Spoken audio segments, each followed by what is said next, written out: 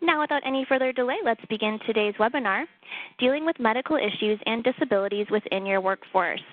I would like to introduce your first speaker today, Gary Bossert, Vice President of Operations for the North Carolina Medical Society Plan. Gary, you have the floor. Thank you, Jessica, for that introduction, and thank you all for attending another Medical Society Plan Employment Law webinar. This is one of a quarterly series of webinars that we present to Medical Society Plan practices, and we appreciate you attending. We select topics not specifically related to employee benefits, but what we feel are relevant to your work. I know that you fill many roles in your practice, and your titles can vary, but one thing is common. You all have some responsibility for the management of the staff in your practice and the employee relations issues that come up from time to time.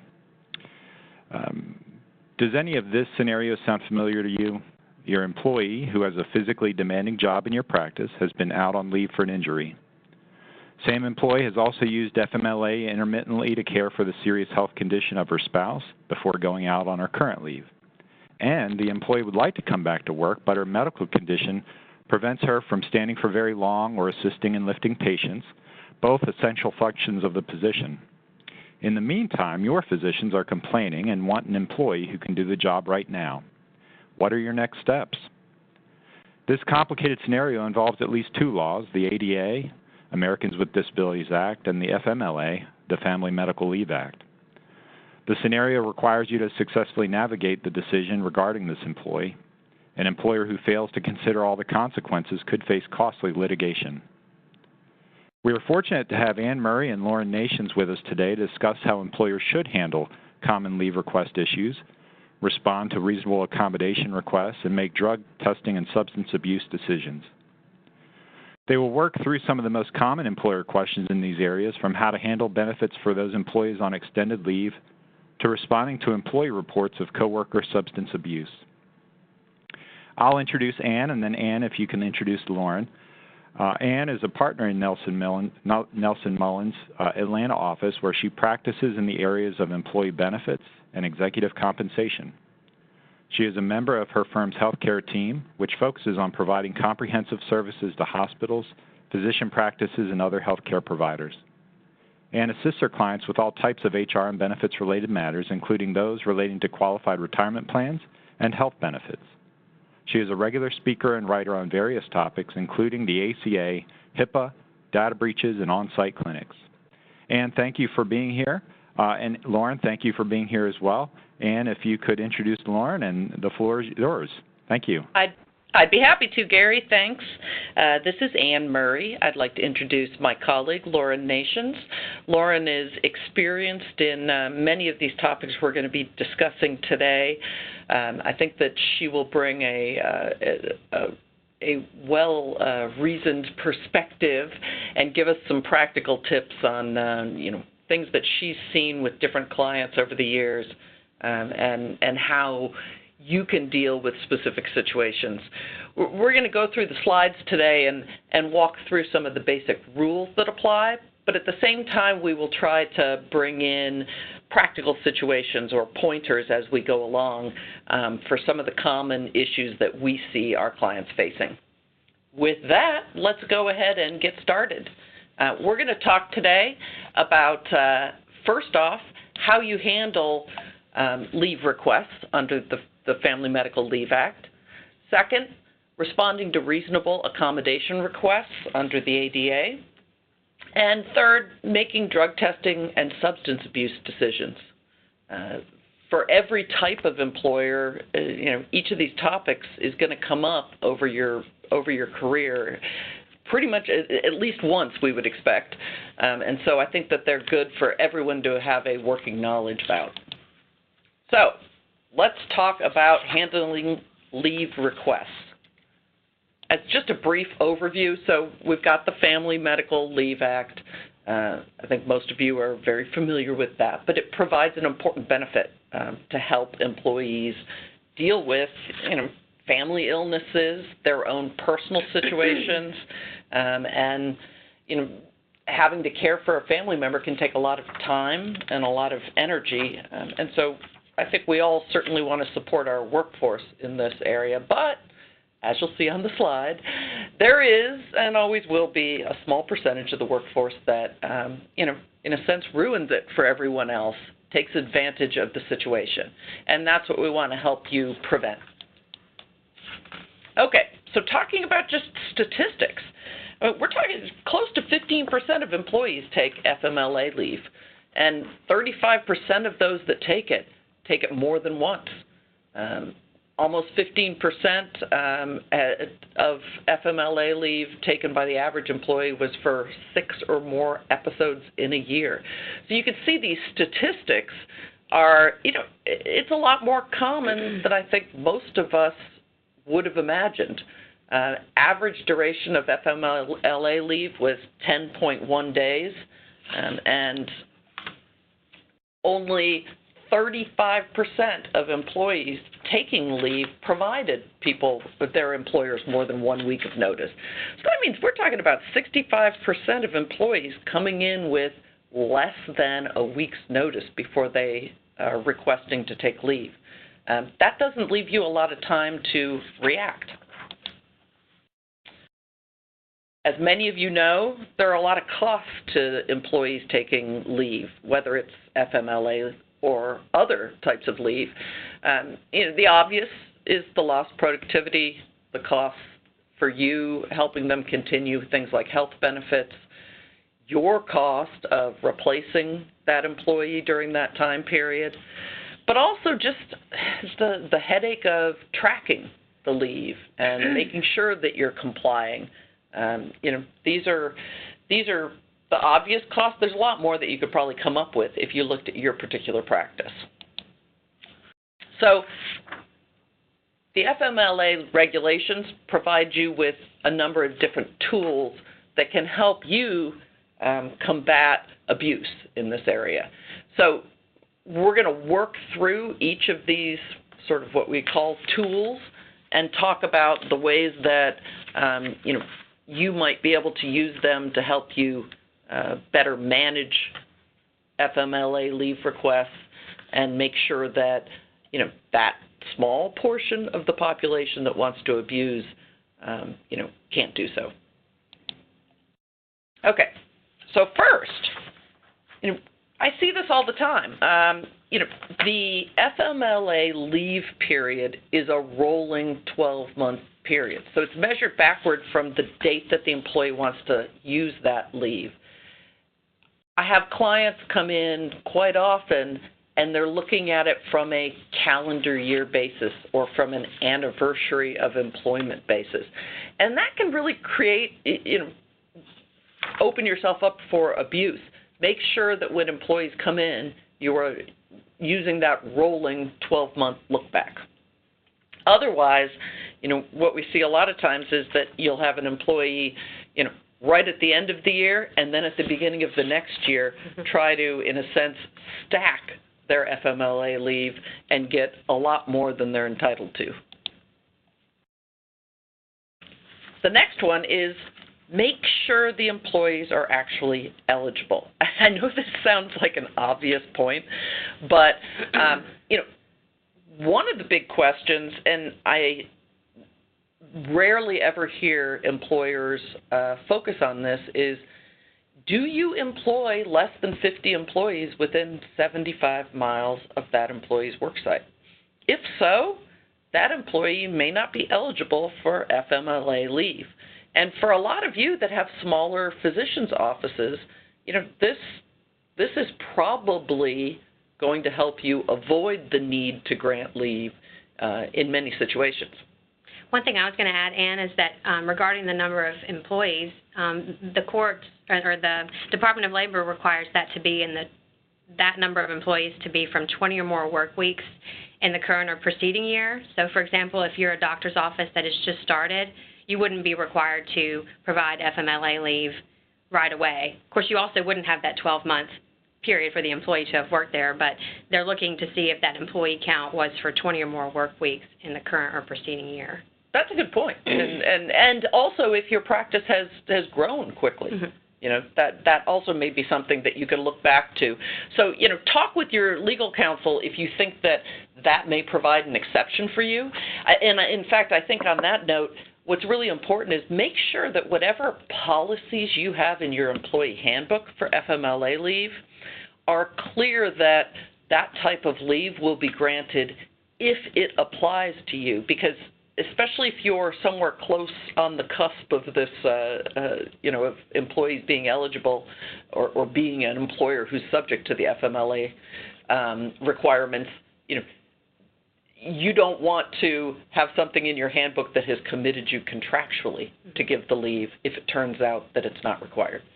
And something else to add about the employee having to have been employed for at least 12 months, they also don't require that be consecutive months, so they count any seasonal work that the employee may have done or if there was a break in service. So it's not just that employee has worked for you for the past 12 months.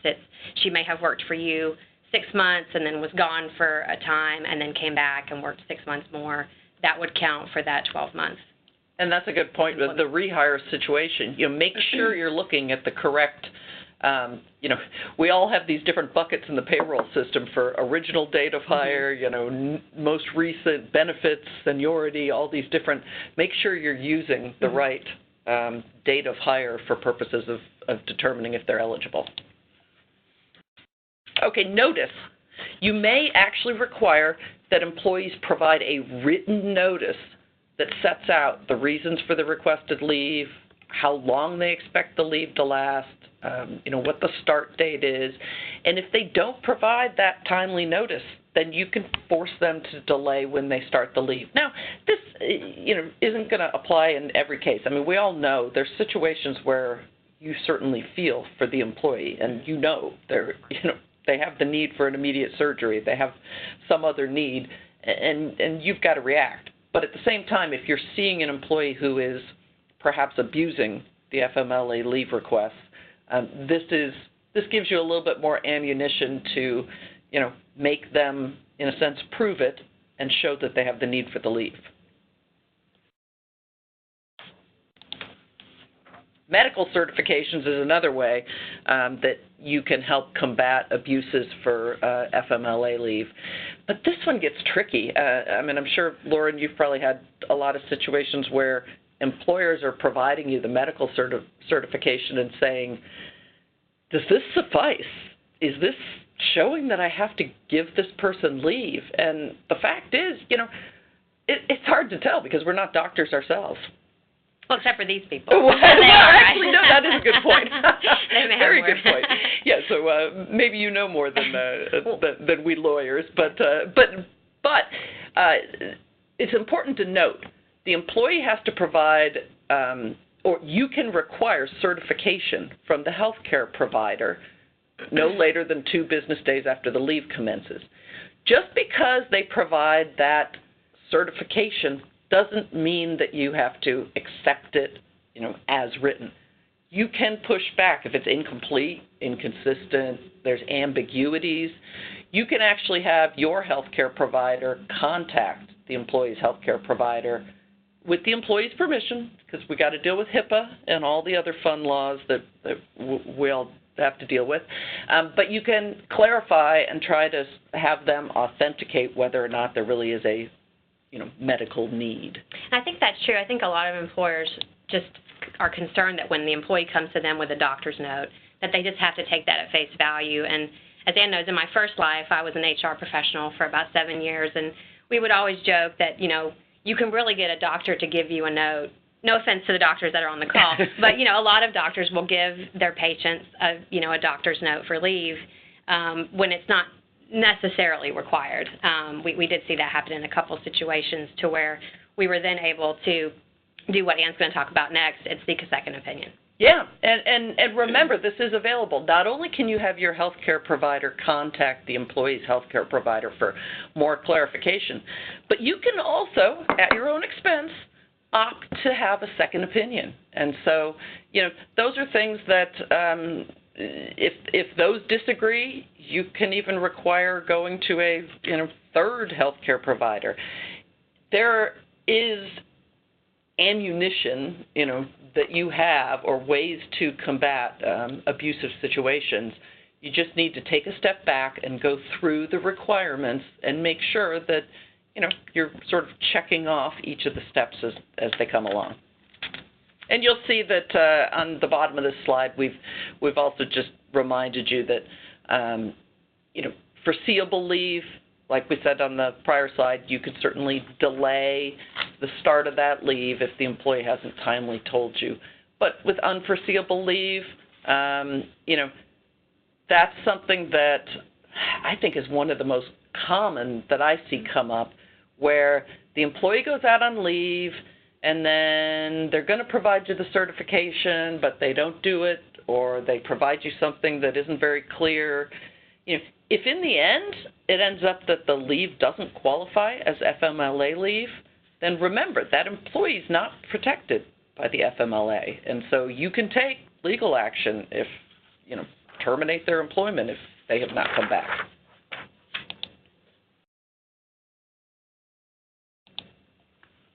Okay, recertification. So you've got this employee that goes out, and honestly, the doctor's note or certification may not be that clear on when they really need to come back. How do you kind of keep up with this and make sure that they still need the leave? You can require recertification every 30 days. In fact, you can require recertification even more often.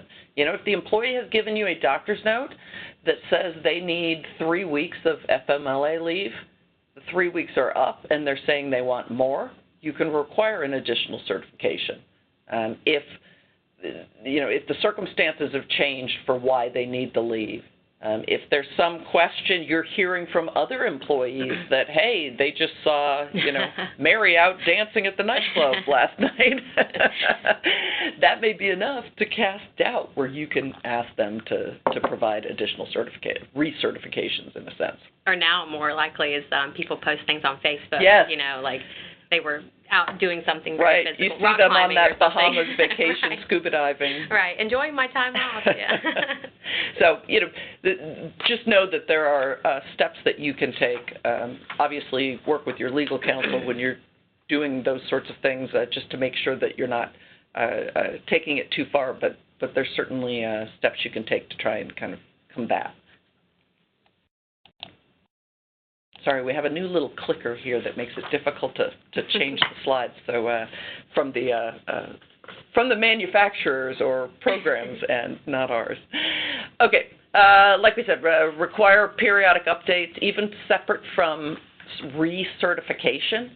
You can require that the employee report periodically on their status and intent to return to work, and especially if they've given you one of these big, long, open-ended doctor certifications. This may be something that you just want to, keep checking in or having them check in. And then consider intermittent leave. So often we all receive these notes and just go with the employee's request for, time off for months and months. But, you can talk with the employee about, what are you able to do? And Lauren's going to talk about the ADA in a minute here, but this sort of goes into a similar discussion. What is reasonable and what is the employee still able to do? Maybe they can still come in periodically. Maybe they only need days off after a procedure is done, not necessarily, the 2-month period while they're getting certain procedures. And you have the right to transfer that employee to a different position that works better for their needs, as long as there's no loss of pay, and as long as, when they return, you're going to move them back to their regular position. But there may be things that they can do within your organization or office that maybe they couldn't do in their regular position. Could be something that's more a simple filing and not necessarily meeting with patients. Mm-hmm. But just remember, there are other options. It really is an interactive discussion that you should be having with the employee in those types of situations. I mean, obviously there's cases where it's clear. So, once again, consider ways to deter abuse. We're not saying in any way that you should be preventing someone from exercising their right to leave, but what we're talking about here is those situations, the bad egg, the one that always ruins it for everybody else. If they are taking intermittent leave, you can dock pay, so you can pay them, less while they're on intermittent leave. I see so many employers grant employees free benefits while they are on FMLA leave. And while I commend you, I think that's great. And being a benefits and HR professional, I love to see people be supportive. But, sometimes that can make it way too easy on the employee. They don't have the need to come out of pocket for any money, and as a result, they don't have the need to come back to work. It's like a free vacation. And in fact, I just dealt with 2 employers last week on this exact issue, and they actually the FMLA leave had expired. The employee now is, months into not having any pay, and they don't have money to repay or to pay the employer back for the benefit premiums, and they're going to be getting let go. So it just sort of snowballs into this expense that sort of takes on a life of its own. You can require employees to use their paid leave. So if you have a PTO program or vacation and they have accruals, you can require that they use those first. If you are doing that, then all the more reason to have them pay their benefit premiums out of that. As long as they've got money coming in, might as well take it out at that point. Make sure that your FMLA leave policy says no moonlighting. So while they're out on leave, going back to Lauren's point about you don't want to discover on Facebook or through someone else that they're, down the street consulting with someone. Right. Now, there is something known as a permissible bonus plan where you can actually implement a bonus system that's based on a dollar or percentage amount per hour worked. That's one way that some employers who really see a lot of FMLA leave abuse, it's one way to sort of incentivize people to stick around and get their hours in. But if you're going to adopt one of those types of programs, make sure that you work with legal counsel or a knowledgeable HR consultant so that you don't run afoul of any other laws. And it's important, too, that you, to the extent you have an employee handbook or you have written policies that you provide to your employees, that they cover some of these areas so that the employees have an advance notice, so to speak, of, okay, if I go out on leave, I'm going to be required to still pay my benefits. Because I think a lot of employees take for granted that they get their paycheck, but their insurance deduction may have already come out. So they don't really realize while they're working that they're still paying for that coverage. And then when they're out on leave, it's unpaid, so they may not associate that with still requiring that payment. Same thing for the use of paid leave. I've seen a lot of policies that do include that at the end where, we're going to require you to use your paid leave concurrently with your FMLA leave, and then when that's exhausted, it'll be unpaid. So that way that they're aware they've got some skin in the game. And I think that's important from just a defensive position is I know when I'm trying to explain something and when my clients are trying to explain something to employees, it's so much easier if you can point to the policy and say, look, my hands are tied. This is what our policy is. If it's not in there, it's a lot more difficult to argue it with the employee. Okay, let's move to the ADA and reasonable accommodation requests. All right. Anne's just showing me how to use this clicker here. So, a lot of people think, the ADA may not probably come up in my business. There's not a lot of people you can think of that may be disabled, but it's actually, especially since the passage of a law in 2009 that expanded the definition of disability and disabled, there's a lot more people that have a disability under this law. So people with disabilities are estimated to constitute 20% of the total population. That's a lot more than you may think. 1 in 5 people have a disability. Yeah. This law is intended to remove barriers that prevent qualified individuals. There's some key terms here. Qualified individuals is one of them. With disabilities from accessing the same opportunities as a person without a disability. So it's protecting them from discrimination because they have a disability or a perceived disability or they're associated with someone who has a disability.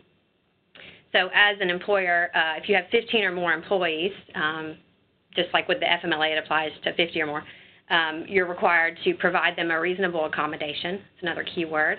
And that individual must be qualified to perform the job. We'll go into some of these key terms in just a moment. You also are prohibited from making certain disability-related inquiries. So not that any of you would do this, but it does come up, on a job application or during a job interview is usually when it comes up. Are you disabled? Well, you'd think I would never ask that. Well, some people have. So the better question to ask while we're talking about this is, are you able to perform the functions of this job, and to give them a description of what the job is, and see if they can go ahead or if they can do those job duties. Oops, sorry, this one here. So who is considered disabled? Like I mentioned, in 2009, the Americans with Disabilities Amendments Act, the ADAAA, was enacted to expand the definition of disabled. So it now makes it easier for someone to establish that she has a disability under the ADA. And also the definition of disability is to be considered very broadly. So the definition is that there's someone who's affected by a physical or mental impairment that substantially limits a major life activity, or they have record of such an impairment, or they're regarded as having such an impairment. So regarding substantially limits, that's actually a lower degree of functional limitation than you may think. It doesn't need to prevent or severely or significantly restrict a major life activity, but just, like I said, just somewhat limit that activity or substantially limit that activity. And again, with major life activities, I think that may be the next slide, so we'll hold on that. But those are some things that you would think of as what you do during your daily, during your day. The most important thing, too, with the substantially limits a major life activity is that it requires an individualized assessment. So you can't just go into it thinking, well, these class of people that have this disability are able to do or not do this. It needs to be an individualized assessment. And this is also evaluated without regard to mitigating measures. So if they have something that helps them, for example, like diabetes, with their diet and lifestyle changes, they can control that disability. It can still be a substantially limiting impairment because when it's not under control, it would be substantially limiting. So you need to look at, how is that disability whenever they don't have those mitigating measures. Regarding someone having record of such an impairment, so if they've had a history of disability, so for example, a year ago they had severe, back pain with the slip disc or something that was causing that, but they've now had surgery and they're no longer showing those symptoms, they're still protected because they have a record of such an impairment. Would also protect those who were misclassified or misdiagnosed as having a disability. And then finally, regarded as having such an impairment, this is someone that, I think she might have cancer. She's lost a lot of weight and she looks really sick. Well, you can't refuse to hire that person because you don't know, but you're regarding her as having an impairment. Or refuse to promote or delay something because you she's suspect. Sick. Right. So here the focus is on how the person has been treated because of a physical or mental impairment that isn't transitory or minor, rather than on what you may have believed about the person. So again, some qualifying impairments. This list, we could make this list, Ann, like 5 slides. I mean, there's so many things now that are a qualifying impairment that are listed here. Some of them are not surprising. One that has recently surprised me is just the post-traumatic stress disorder. I had a situation where that and anxiety came up with a client, and after doing some research, was like, wow, it's very common, but severe enough, it is considered a disability. And what you'll really note about these examples is that so many of them are not things that are, it's one thing if someone is in a wheelchair and comes in and it's an obvious potential impairment. But a lot of these, people with autism operate in everyday society without you ever knowing. Same with, PTSD, HIV/AIDS. So there are so many of these conditions that, are going to be difficult for you to either identify, or even once they're brought out by the employee and some request is being made, it's going to be difficult for you to know exactly what the accommodation is that's going to be needed. Exactly. And as far as major life activities, that's any major bodily function. So, immune system, bowels, bladder, digestive, endocrine, you guys are in the medical field, you know a lot more about this than maybe Ann or I do as far as what constitutes that. And then those bodily functions or basic daily functions, again, eating, working, there's a lot of things that are covered that can be impacted by these disabilities that would bring them under the statute or the Act. And this is also important to know that temporary ailments can qualify. So if the condition is sufficiently severe to substantially limit a major life activity, and this again was something that came up from the ADAAA, for those who actually have a disability, if it's temporary, they still are covered. This could be a situation where someone is recovering from a procedure. Mm-hmm. And now they come in and they are protected. It could be an elective procedure, mm-hmm. but because they're recovering and it may be 2 weeks or a month, they're actually protected by the ADA. In perfect example is the back impairment on this mm-hmm. slide. It could be that they had some elective procedure on their back, mm-hmm. and hey, I need to limit lifting for 20 pounds right. for a couple months. Right. Then you're going to need to actually, go through reasonable accommodations with them. Well, I think it's important to them that you bring out the elective surgeries because I think most employers don't think, well, she didn't need that tummy tuck. Right. Well, now she can't lift for 2 weeks. So yeah. during that time period, she's disabled, and you would need to, if even you when qualify. Even when it's self-created in a sense. Yeah, no, that's a good point. So it's like what Ann was saying about, is the employee protected? That's your first line of defense. Employees, because it's only those who are qualified individuals with a disability. So if they can't satisfy the job requirements for the job, or they can't perform the tasks that are essential to the job, with or without a reasonable accommodation, they're not protected by the Act. So, if they don't have the requisite educational background or things like that, then that could be another reason for you to and that's going to be really important, that if you are going to rely on something like this, to say that you have an employee come to you who says, I need a reasonable accommodation, and it's someone that you put off getting rid of them, but they really weren't doing what they needed to do to the requirements of the job. They were a subpar mm-hmm. Performer, and maybe you fear that this is their last-ditch effort to save their job. They see the writing on the wall. This is where it's important, instead of those glowing references that I'm sure you have the physicians within your practice or the managers. I see it with clients all the time. Everyone gives them 5 stars mm-hmm. at every review because everyone wants to be a nice person. But this is where it's important that you have your personnel files updated with accurate, evaluations, and that you're doing evaluations mm-hmm. so that if you are going to let this person go and they've suddenly come in with an ADA claim, you can point to evidence that supports the fact that you're letting them go for other reasons. Right. Prior to that, disability, or that you even were aware of their disability, they had issues. And that's a good, recommendation for anything that you're trying to possibly discipline them or terminate them for. We see that all the time, why are you saying that you fired me because of this when really you were discriminating against me? Well, I have all these good performance reviews, and again, it's always a good reminder to go back to your managers and your physicians and say, look, I know you want to be nice, and I know it takes a lot of time to do these reviews, but you need to do them honestly, because you're not helping anyone if you're not. So again, what are essential functions of the job? Because they have to be qualified to do the job's essential functions.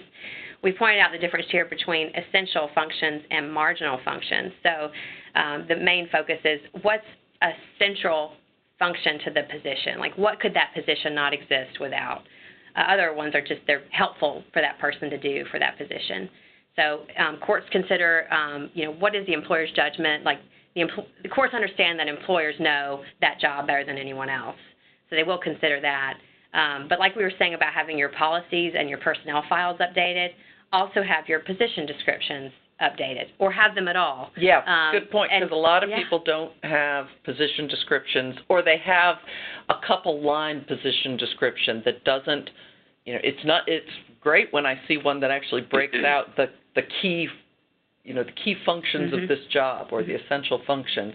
If you have a nurse, it's probably important that they be able to meet with people and interact with people. Yeah. Well, then that should be an essential function, so that when someone perhaps has autism or some other disorder that makes them, what if they came in with an ADA claim that, I can't meet with people anymore. Somehow you need to, let me just work in the back. Well, can't do that. That's not how our practice works.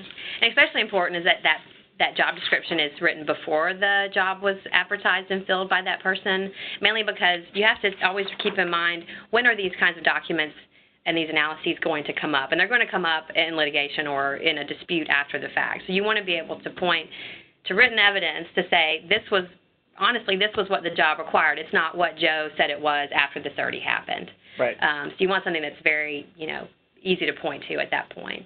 They're going to also look at, what did other people in the job do, either those who've worked there before or others in similar positions at the time, and maybe see who can, there's any coworkers that can perform the function. If someone else could do it just as easily as she could, it's not probably going to be considered an essential function.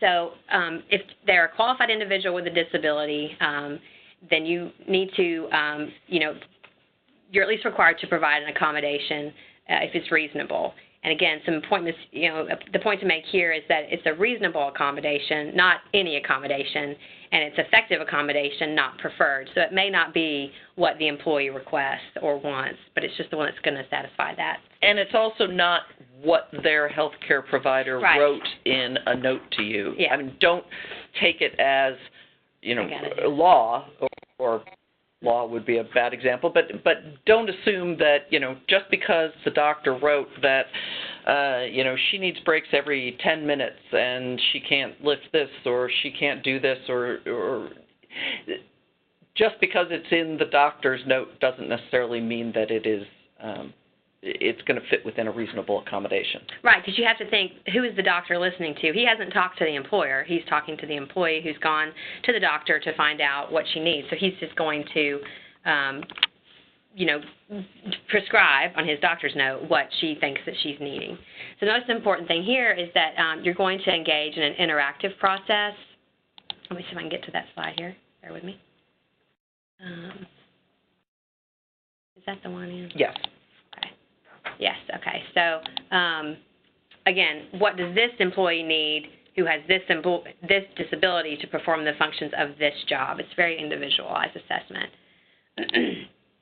So some examples of what those reasonable accommodations may be: modifying a work schedule, reassigning them to a vacant position, not necessarily having to create a new one for them, additional preparation time if they need that.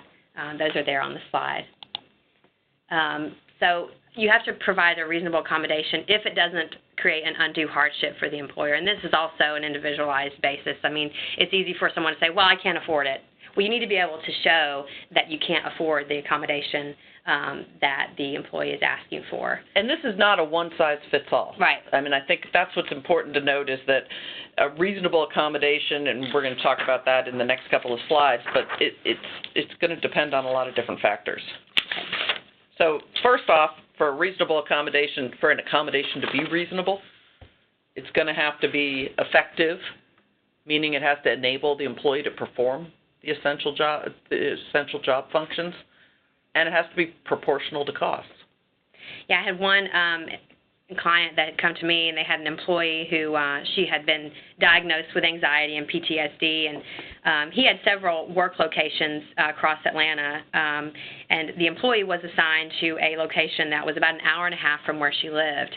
So after the event that triggered her anxiety and PTSD, she was having trouble when she was having to commute, and Atlanta traffic is just awful, but that she came to the employer and said, this is causing my anxiety to flare up and to exacerbate, and I really want to see about getting transferred to the office that's closer to my home so that I can, not have to be sitting in that traffic and get that anxiety.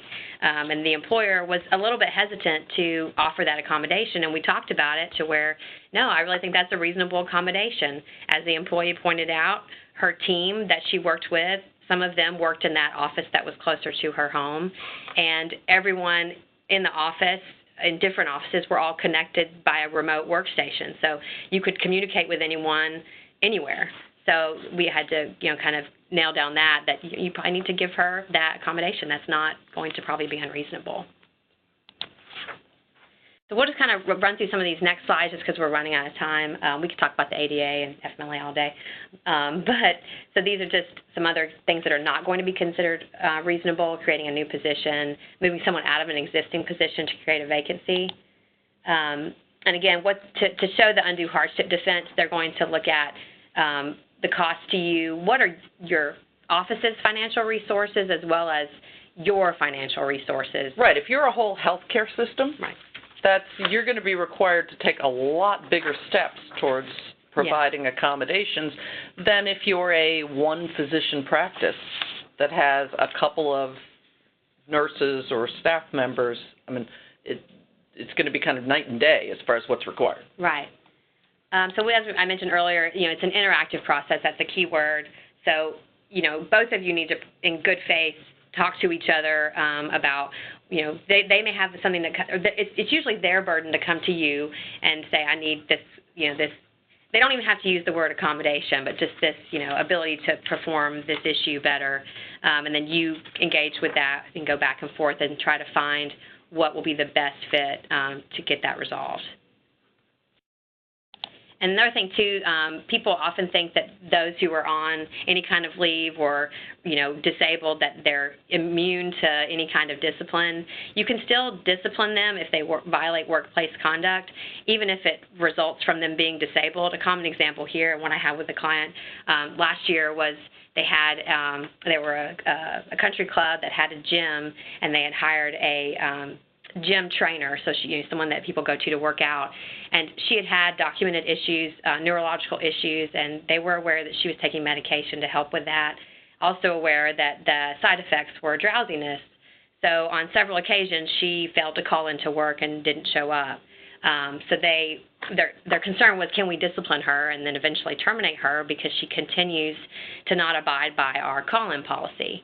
And again, when you look at the analysis, that was job-related because they needed her to be there. They had clients that were wanting to train with her, and she wasn't there. So, and other employees being held to the same standard, everyone was required to adhere to the call-in requirement. And this is just an important distinction between what does the FMLA and the ADA provide. You can read those on your own just because we're running short on time. But the most important ones are the FMLA is a little bit broader, and it caps the amount of leave you can receive. And also the employee has to have worked for you for a certain amount of time, whereas the ADA, they are entitled to as much leave as necessary to be a reasonable accommodation, which could be more than 12 weeks. And they're also, it not only applies to applicants, but also those that have just started with the company. And here's an analysis that I see a lot of employers sort of forget to make. When you have an employee who's gone out on FMLA leave and they're hitting the end of that FMLA leave, that's a point when you have to actually ask yourself, is this something that this employee might be protected under the ADA for? Because as Lauren had brought up, if you know that they have a certain condition or they're in a situation that might qualify under the ADA, then as the employer, it is up to you have a duty to actually bring that up and ask if they need, a reasonable accommodation or additional time off in order to deal with that. So that can be, a lot of people just see the end of FMLA come, and then they terminate the employee, who has, if the employee fails to return. But there is that added step of making sure that you're protected under the ADA. Okay, let's move to the fun world of drug testing and substance abuse. for so many of us, especially, I mean, you see it all the time in your practices, I'm sure, for many of you, this is something really important. We see it in the news all the time. We don't need someone working with access to, protected drugs. Controlled substances. Yeah. Thank you. I just blanked on controlled substances, in your offices. And so, I would expect that for most of you, if not all of you, you're focused on drug testing when you're bringing in new employees, as well as potentially, random tests to make sure that things haven't changed. So, for you, you need to focus on what are the rules regarding my drug testing. We know the reasons, but there's federal laws, but they, for the most part, the Drug-Free Workplace Act, which is a federal law, only applies to federal contractors and those receiving federal grants. So, that's not where our focus is going to be. What we're going to talk about right now in our remaining time is the North Carolina laws. So, North Carolina laws allow you to test job applicants and employees for both drug and alcohol impairment. So your state's laws regulate the procedures you have to follow in implementing the testing, but they don't require you to drug test. I mean, you can choose not to do so. I don't think I would necessarily recommend it given your business, but you don't have to. Whatever approach you take, though, the important takeaway from that is you need to do it consistently. You can't just choose one person to drug test and one person to not drug test, especially if they're applying for the same position. Now, you may choose to adopt a policy where certain positions get drug tested and others don't. But once again, consistency is, as in everything in HR, consistency is the best policy. So let's go through what the North Carolina requirements are and sort of how some of these can impact you in day-to-day. So in North Carolina, when a sample's taken, you have to provide the employee written notice of his or her rights. So you need to make sure that with your job application and even just on an ongoing basis, you have a written notice ready that you can hand out and provide. Within 30 days of the time that the test results are mailed or given to you, you have to actually notify the employee in writing if there's a positive result and what their rights and responsibilities are regarding retesting. I think a lot of people will let the employee know that there's a positive drug test, but might just do so verbally, and they don't let them know what their rights are as far as retesting. And as you're going to see in the next couple of slides, they do have certain retesting rights. So you need to make sure that you're collecting samples and the screening is being done under reasonable and sanitary conditions. For most businesses, they actually use an outside provider to do this. Those outside providers, you certainly want to make sure that in your contract with them, they're sort of certifying that they comply with North Carolina's requirements, especially if you're doing some sort of mail-off. You need to make sure that they're complying with your state, not just general, requirements out there. And that's in part because, as you'll see on the slide in front of you, that all positive drug tests have to be confirmed by a certified laboratory. But because you are, in so many cases, offices maybe with access to, medical testing that could do this yourself, is this something that you should do, on-site? Are you permitted to conduct on-site screenings? Yeah, you are. I don't know that I would recommend it, and that is in part because, as you see on the slide, North Carolina does let you conduct on-site screenings, but a portion of every sample has to be preserved for a certain amount of time.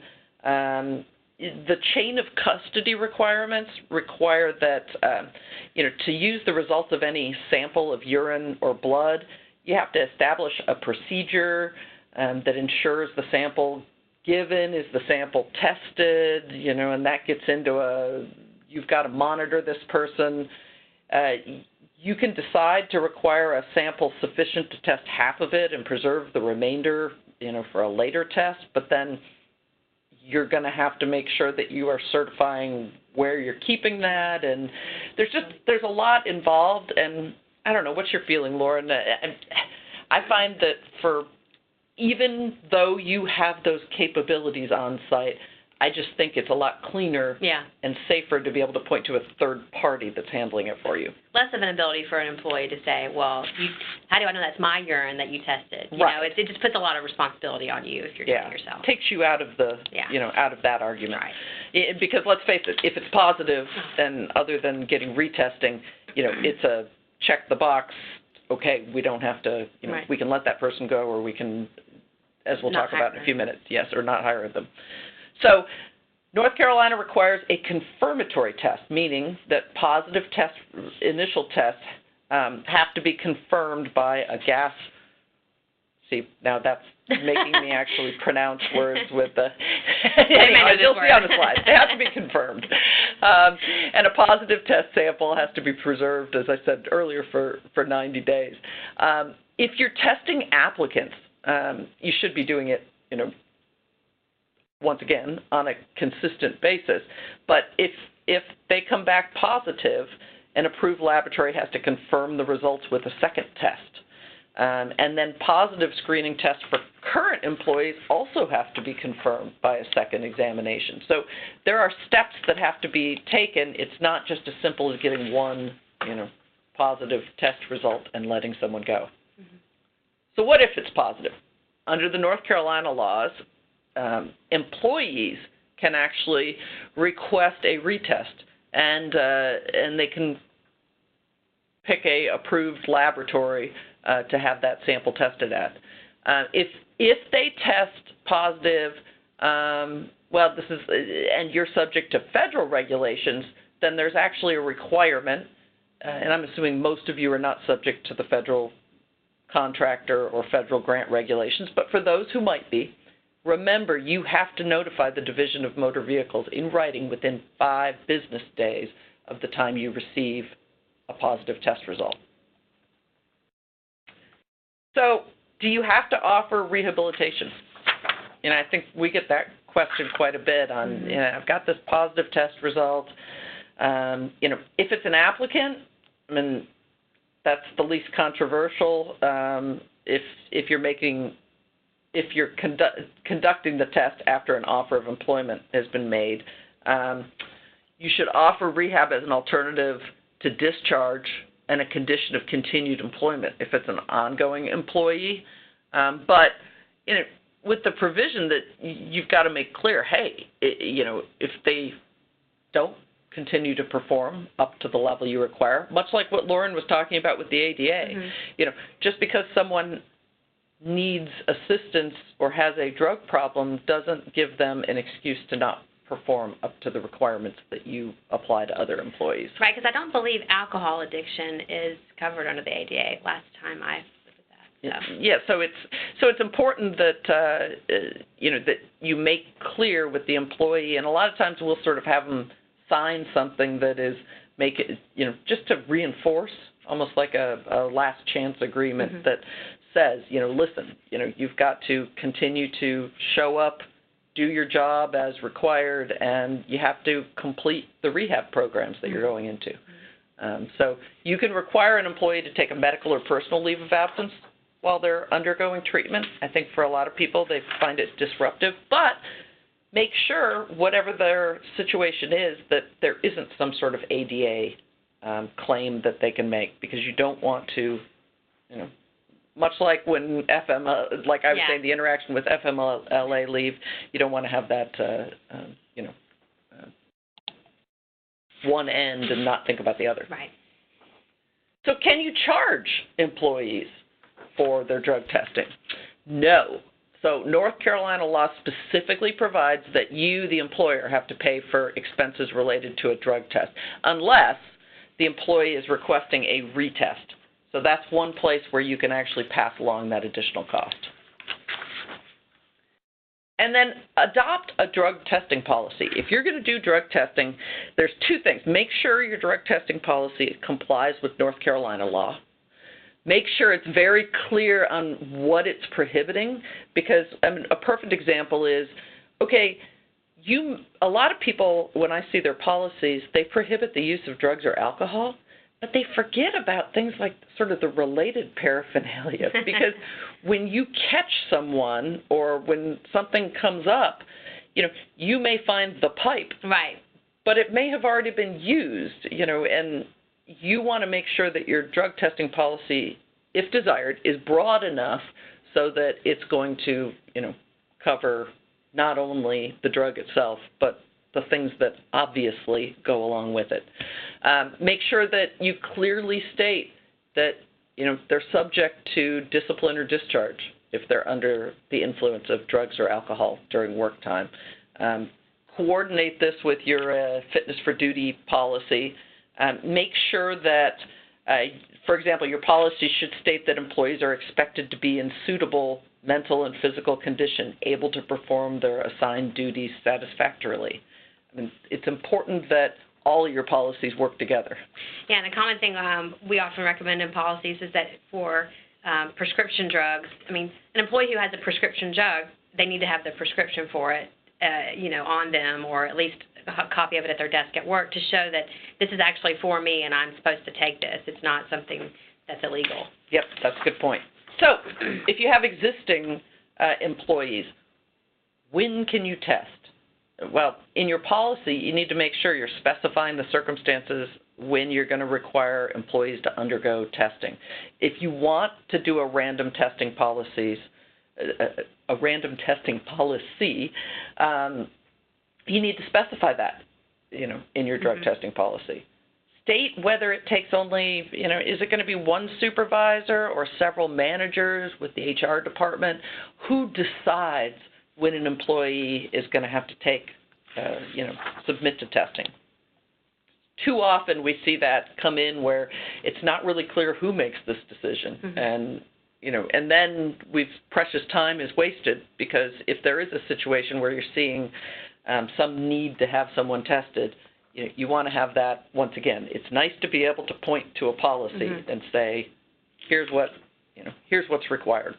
Well, in their practice, they want to be able to respond right away as well, because you have patients that these people are taking care of, and you need to be able to quickly respond to any allegations of drug abuse. And make sure you specify the types of tests that might be required.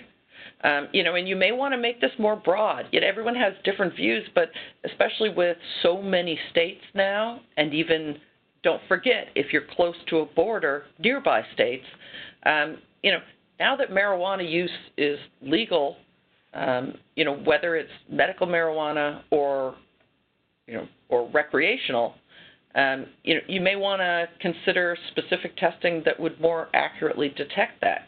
For instance, there's lab-based oral fluid testing, which is illegal in North Carolina, and this can detect, so at least what I'm told, this can detect marijuana use within the last 24 to 48 hours. So that makes it difficult for an employee who, tests positive on a Monday afternoon to claim that, well, I was using it recreationally on Friday, because that's going to show up. I think that becomes an issue with the hair samples, too. Like, it can trace marijuana use farther back or some sort of drug use. Yeah. But that way you can show, no, it was closer to that. It was yesterday. But each of these has a cost. Yeah. And so you're going to have to weigh that against, what's important within your practice or organization. So finally, on the drug testing policies, decide how you're going to work it with applicants. Is it a condition of hire? I would think that in most practices, for those that are attending, that is going to be something that you're going to require. But, make clear in your policy, who does your testing, who are you testing, and state that you're going to keep results and samples private, despite, regardless of the fact that, HIPAA certainly is going to require that those be protected, you should just state that in your policy as well. I think, too, you want to make sure if you're not doing the testing on site or the employee suggests her own laboratory to test, you want to do some research into that lab and make sure, they're not going to let people bring in their own urine. They might bring in someone else's urine. You just want to make sure that those safeguards are in place. And remember, kind of bridging over into the HIPAA thing, this is one of those areas where I get a lot of questions from employers over the years that, wait, do I need some sort of HIPAA authorization from the employee in order to get their results? Well, don't forget that when you use an outside testing company for something like drug testing, that actually is, y'all deal with HIPAA all the time, but remember, anything that involves a pin, a prick, any type of a needle, it includes, so drug testing is also going to raise HIPAA concerns. And so you need to make sure that when you hire a drug testing company, that you get a HIPAA, that you are making sure that they're indicating they're going to comply with HIPAA. Because it's not on behalf of your, benefit plan or something, it's just you as an employer, you're going to actually need to have the employee sign an authorization that says the results of their drug test can be shared with you. So those are just some steps that I think folks a lot of times don't realize they have to go through. Okay, with that, I think we'll see if we have some questions. I think we came in at exactly an hour. So that's for those great. Of you yes, thank you. I apologize. That's okay. We if you want to, anybody attending want to type in questions in the Q&A window, we'll take any questions that people have. While people are thinking of questions or entering questions, I just want to say thank you to Lauren and Ann. Just a great presentation. I really enjoyed your interaction with each other and the good conversation and good discussion. It was great information, so we really appreciate that.